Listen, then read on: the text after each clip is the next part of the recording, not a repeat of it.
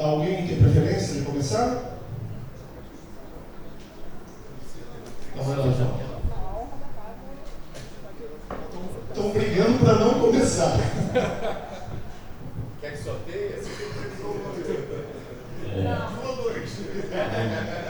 João começa. Bom dia a todos e todas. Eu sou o professor João André. Sou professor do Cefet Maracanã, assim como o professor Rafael, que é do Cefet de Friburgo, o professor Felipe, do Cefet Maria da Graça.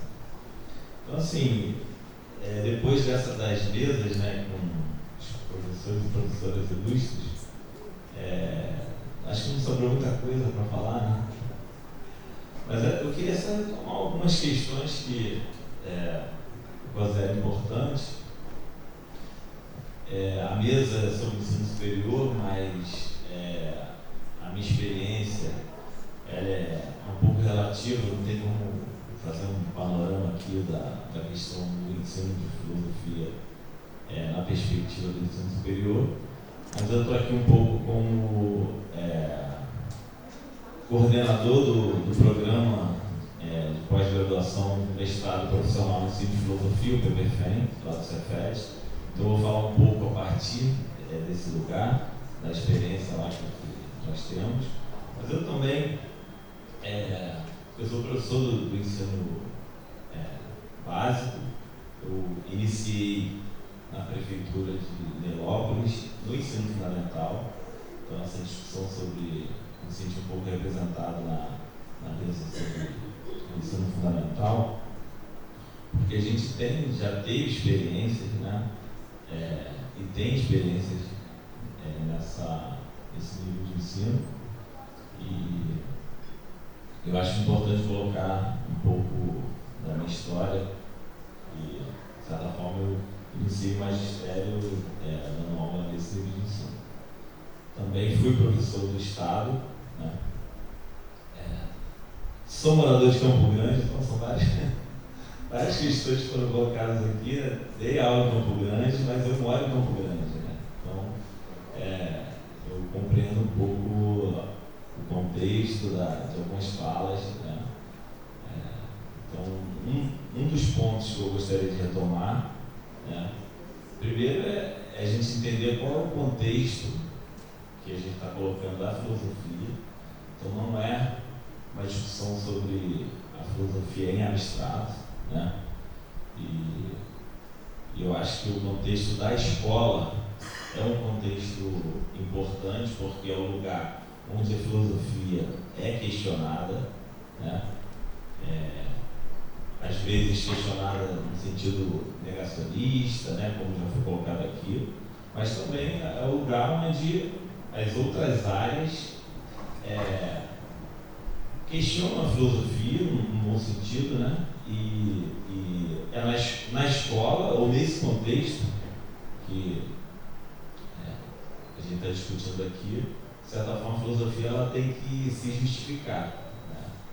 Então, assim, o primeiro ponto que eu gostaria de colocar aqui é retomar essa questão da... Vou usar um termo aqui que pode não ser um pouco bem recebido, né? A ideia de uma divulgação filosófica, ou essa ideia de que a filosofia ela tem que dialogar com a sociedade, né? Então é um ponto importante. Lá quando eu comecei em 2002, existia esse diálogo, né? Então, de certa forma, a filosofia ela é uma situação um pouco paradoxal. Me parece que hoje a gente tem uma resistência muito grande, né, em relação à filosofia. Naquela época, a impressão, nenhuma é uma questão pessoal, a impressão que eu tinha que não existia essa resistência que tem hoje, mas a gente também não, eu acho que hoje a gente tem um preparo muito maior para lutar contra essa resistência, né? Então, assim, um segundo ponto é que eu vou fazer aqui uma defesa dos mestrados profissionais, fazendo um elogio dos mestrados profissionais em ensino de filosofia. Me parece que é um lugar importantíssimo exatamente para fazer essa, eu diria, estou chamando aqui de uma divulgação filosófica, mas é exatamente esse movimento de extensão, que a gente fala muito na pesquisa, a gente fala não tanto no ensino, e de certa forma na extensão a gente fala menos ainda, mas me parece que tudo que foi discutido aqui, de um convencimento, a provocação que foi colocada aqui pelo Paulo Pinheiro, na verdade, eu gostaria de colocar aqui, a partir do exemplo do PPFEM, mostrar um pouco que, academicamente, a gente pode travar essa briga. Então, um pouco o que eu gostaria de retomar. Então, lá no Cefet, a gente tem um programa de pós-graduação, que é um mestrado profissional em filosofia e ensino, que tem algumas características peculiares. Então, nós temos professores que não são professores de filosofia, mas são professores de outras áreas, por exemplo, da área de linguagem, mas que trabalham questões que se relacionam com o ensino de filosofia. Eu gostaria, por exemplo, de só dar o meu exemplo. Então, eu tenho orientando que a pesquisa dele é relacionando o ensino de filosofia e autismo. E ele me procurou, de certa forma, porque ele já havia participado da uma lato sensu, inclusive, que a professora Joana ela participou, antes de a gente ter iniciado com o mestrado. Ele sentiu uma certa liberdade de me procurar, mesmo sabendo que eu não sou um especialista nesse assunto. Mas, assim, por que eu estou utilizando esse exemplo? Porque no âmbito do mestrado profissional, no âmbito da área de ensino de filosofia, que é uma discussão sobre o estabelecimento dessa área dentro da filosofia. A gente sabe que a filosofia ela não se reduz ao ensino de filosofia, mas existe uma luta por valorizar o ensino de filosofia como uma área da filosofia. Não só uma área relacionada ao ensino ou à educação, mas uma área importante para a filosofia. Então, assim, eu não sendo um especialista na questão do autismo, é possível orientar uma pesquisa relacionando o ensino de filosofia ao autismo. Então a questão é que, neste caso, o contexto justifica. De alguma forma, a nossa formação filosófica necessita de um aprendizado com outras áreas, porque não se trata de um discurso de autoridade em que a filosofia vai chegar e dizer assim, é assim, assim, assim. Não, se trata de você oferecer a possibilidade de ensinar filosofia para autistas. E onde que existe o espaço para isso? Claro que eu estou dizendo que são um PPF, que existe essa possibilidade, mas me parece que a estrutura dos mestrados profissionais permite essa liberdade, que me parece que é importantíssimo para responder um pouco à provocação da professora Joana, quando ela faz uma crítica em relação à questão da formação em filosofia. Então, assim, para encerrar, que a gente vai falando, vai lembrando mais coisas, mas para retomar a importância que que eu atribuo à questão da divulgação filosófica, e estou usando esse termo, mas a gente pode colocar entre aspas, né? Mas eu faço paralelo com a questão da ciência, né? Então você tem a questão da discussão sobre a ciência e tem um peso muito grande na questão da divulgação científica, como algo que seria, dependendo do contexto, tão importante quanto, vamos dizer, a discussão da ciência em si mesma. Então, no PPFEM, uma das características também é que, além da dissertação, do mestrado, que os mestrandos e as mestrandas, elas produzam produtos didáticos ou produtos educacionais, né, que me parece que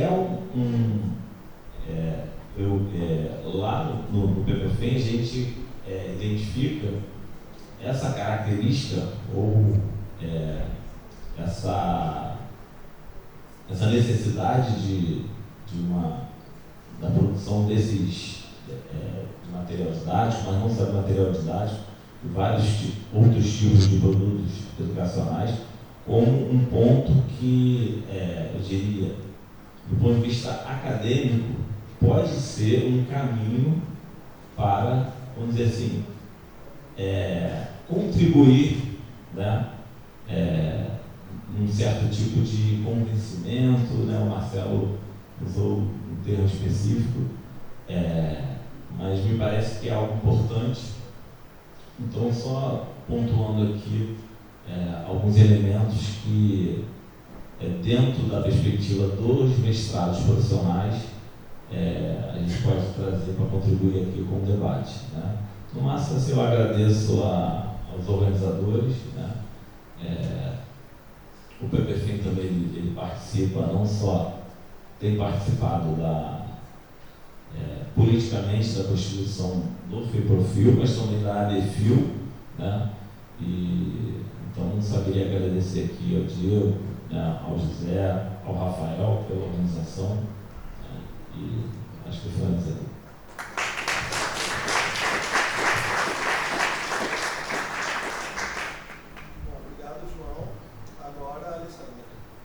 Boa tarde, eu sou a Alessandra, sou aqui do IFIX. Me apresentando, né? Eu sou aluna da graduação de licenciatura na filosofia e sou do CAFIL, né? O Centro Acadêmico de Filosofia. E é interessante quando a gente escuta tudo que já foi falado aqui, porque eu não sou talvez o perfil considerado normal dentro da graduação da filosofia, né?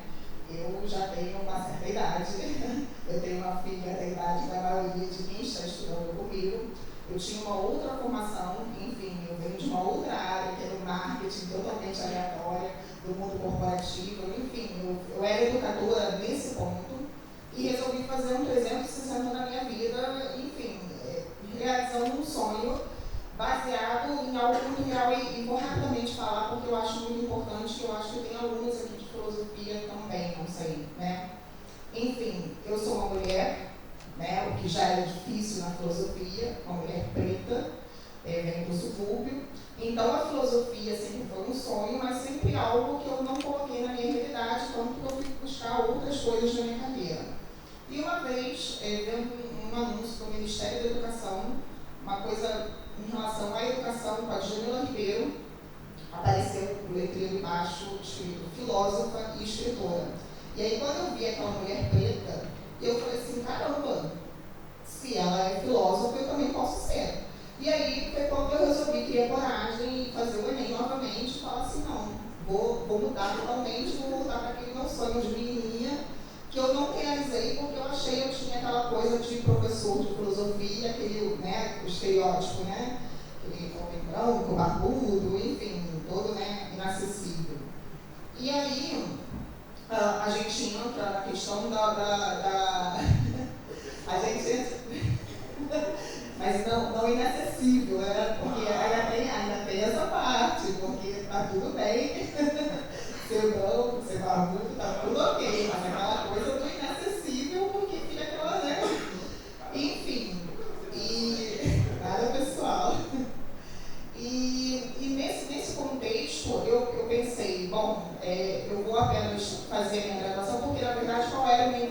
exemplo, todo mundo falou para mim, você poderia ter ido logo para o mestrado da filosofia, mas eu tenho uma pegada muito forte com a educação. E eu queria muito atuar em escola como professora de filosofia. Claro que eu tenho outros planos, mas eu queria ter uma boa base. E eu entendi que eu precisava ter na graduação toda essa base, toda essa estrutura.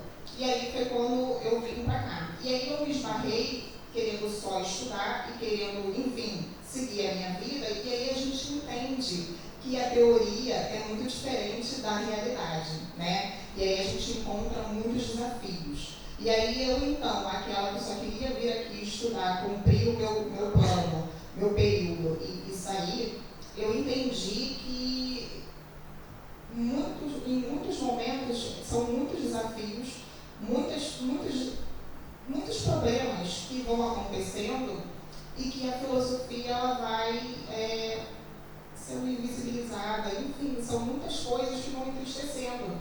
E aí eu falei assim, poxa, não estou gostando disso, isso não está legal. E aí eu vou entrar em alguns pontos, porque como eu faço parte do centro acadêmico, que foi uma coisa que eu tive que fazer parte, porque eu entendi, que eu falei assim, eu olhava para o lado e eu via colegas entrando comigo, trancando, desistindo, né? Porque eram pessoas de periferia, e enfim, né? Todo mundo pensa, é faculdade pública, a pessoa na vida ganha, não é. E aí as pessoas que têm dificuldade, e aí tem um conteúdo que ela talvez não entenda ou não teve na escola, e ela se sente constrangida, porque o professor ele não existe, né, muitas vezes essa transição ou essa recepção de como você lida com essas pessoas que não têm tanta formação pedagógica na filosofia. E aí o aluno ele se sente com dificuldade, ele se sente incapaz, ele, na maioria das vezes, ou ele muda de curso, ou ele tranca, enfim, abandona. Então, são muitas chamadas e muitas questões que a pessoa ela não se sente pertencente àquele espaço, né, que vai fazendo desistir. E aí eu entendi que eu só tinha duas opções. A maioria desiste, só que eu ver a desistência daquelas pessoas que não era um padrão, né, normal da filosofia, aquilo ao invés de me fazer desistir, foi me dando um gás muito maior. E aí eu falava assim, não vou desistir. Quando tinha pessoas aqui nesse prédio, nós temos a filosofia, ciências sociais e temos os amigos de história que estão aqui temporariamente por um bom tempo que estão aqui. E aí as pessoas falavam assim, Alessandra, mas você tem muito mais perfil de ciências sociais, por que você não muda de curso? E eu cheguei a pensar nessa possibilidade, achando que eu poderia talvez ser muito mais feliz. Mas chegou em algum momento, eu me lembrei daquele primeiro momento quando eu vi a Genealogia na televisão, que foi uma referência, eu falei assim, não, mas peraí, por que eu não posso ser a cara da filosofia?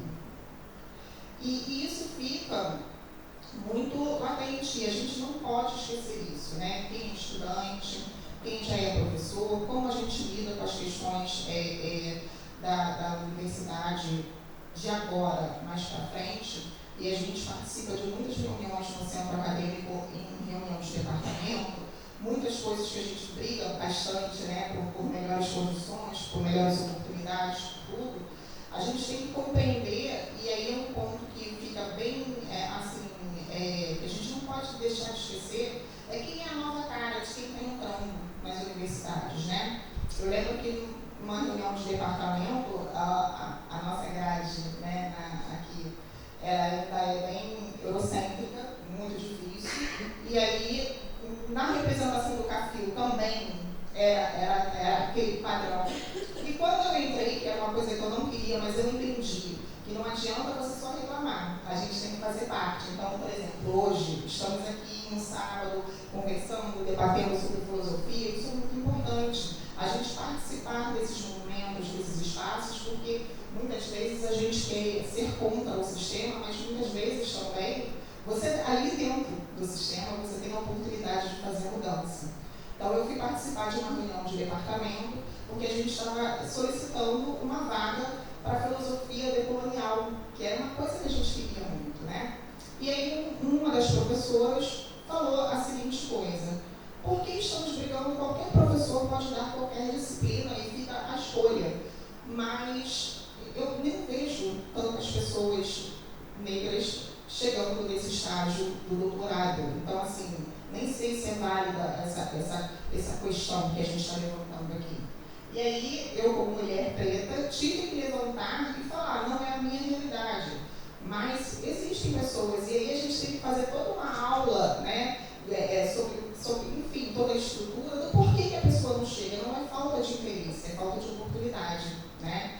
E aí a gente tem que estar trazendo isso. E também não estou falando mal dos professores, porque eu brinco que às vezes a pessoa está numa bolha e ela não consegue entender que existe uma outra realidade. E cabe a gente também chegar e conversar e debater e trazer esses assuntos, porque tudo isso é muito importante. Eu sempre costumo dizer, a gente não tem que ficar, eu hoje, né, já fui professora, estou como aluna, eu não vejo que seja saudável uma briga, né, entre alunos e professores. Não, a gente tem que trabalhar em conjunto e muitas vezes trazer coisas e trazer temas que muitas vezes eles não estão ali, porque a vida de professor também é uma correria, a gente sabe, né? Então, por exemplo, quando a gente solicita que tenham mais disciplinas, a gente precisa que o professor, a gente entende que o professor precisa se especializar. Para isso, muitas vezes ele precisa de uma licença, precisa ficar fora, mas aí se ele sai, a gente também fica sem professor. Então, assim, a gente está falando, né, de universidades públicas, então tem toda essa questão, toda essa demanda que a gente compreende. E aí, o trabalhar em conjunto. E aí eu entendo que a gente, quando pensa também desse outro olhar, tem a questão, porque eu tenho um professor que ele, muito constrangido, ele falou assim, mas poxa, eu sou cristiano, envergonhado. Aí eu falei assim, mas não se envergonhe, tá tudo bem, entendeu? E que se você quer só seguir essa linha, que siga. Mas a gente também precisa de outras coisas. Então, se você não está conseguindo, a gente traz outras pessoas que possam estar fazendo esse tipo de trabalho com a gente. E aí, já vou só estender mais um pouquinho, para não perder o raciocínio. É muito importante a gente pensar, e já foi falado aqui algumas vezes, o seguinte: a gente tem a lei 10.639/2003, depois viu a lei 11.645/08, que torna obrigatório o ensino da história e cultura afro-brasileira e africana nas escolas públicas e particulares do ensino fundamental e médio. E aí a gente entra numa questão importante, porque quando teve, inclusive, essa reunião, eu falei sobre isso. Porque eu sou aluna de licenciatura, meu interesse é dar aulas em escolas, enfim. Depois tenho coisas para o futuro, mas eu penso muito nisso. E aí eu me senti não preparada para isso. Eu falei assim, poxa, se quando eu chego na escola eu tenho que dar esse tipo de conteúdo, o que eu estou sendo preparada na graduação para isso? Né? Então a gente tem que pensar. Né? Aqui o nosso mestrado ele é muito bom, a gente tem uma área de colonial, um mestrado muito boa, que inclusive eu falei sobre isso, eu falei assim, nós temos uma linha maravilhosa no mestrado, por que não isso não se aplicar à graduação? Porque o que vai acontecendo? Muitos alunos da graduação, eles não se sentem contemplados pelos conteúdos, e isso acaba fazendo o quê? Que eles desistam, que tranquem, porque muitas vezes também a gente tem que entender a realidade de quem é a cara da pessoa que faz uma faculdade de filosofia hoje em dia, né? Então, assim, a gente hoje no centro acadêmico, quando recebe os ingressantes, a gente conversa, a gente bate um papo para entender a realidade.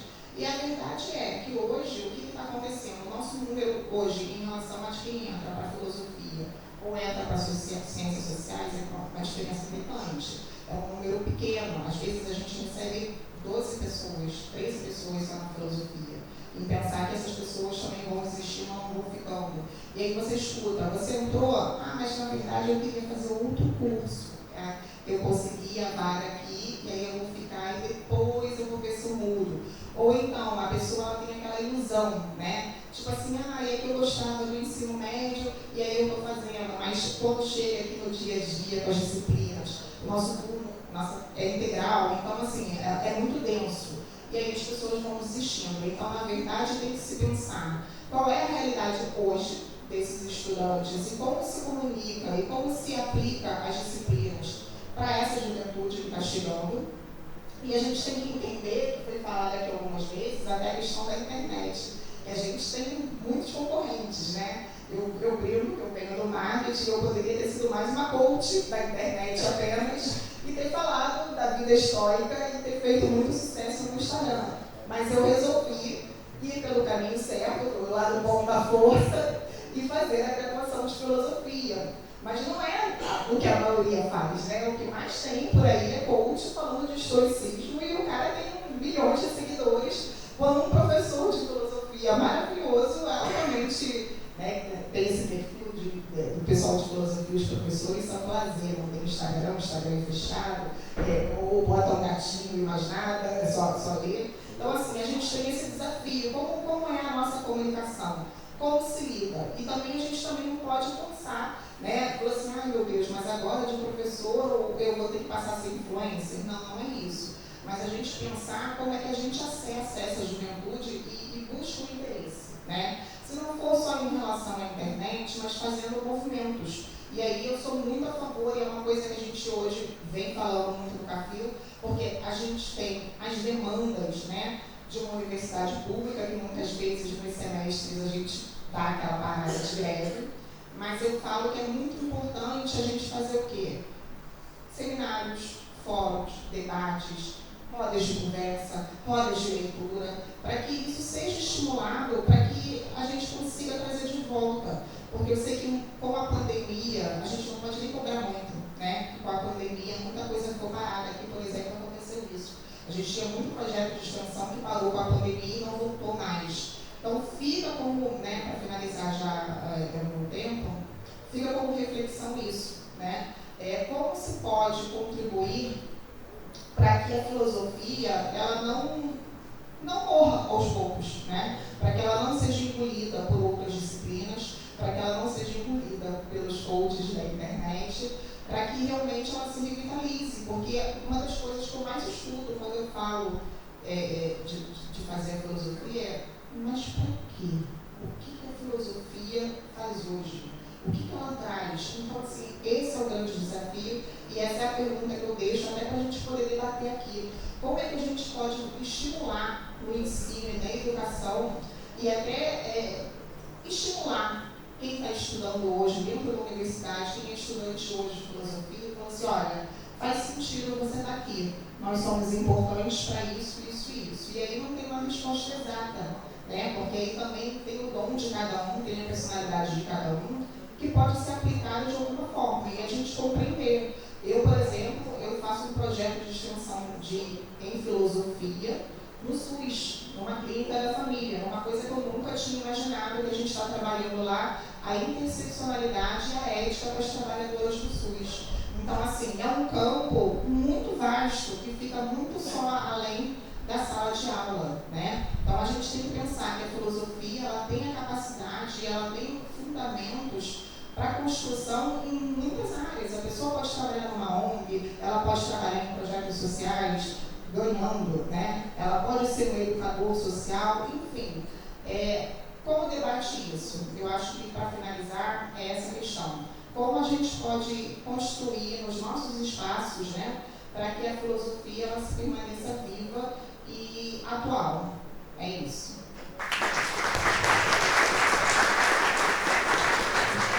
Bom, muito obrigado, Alessandra.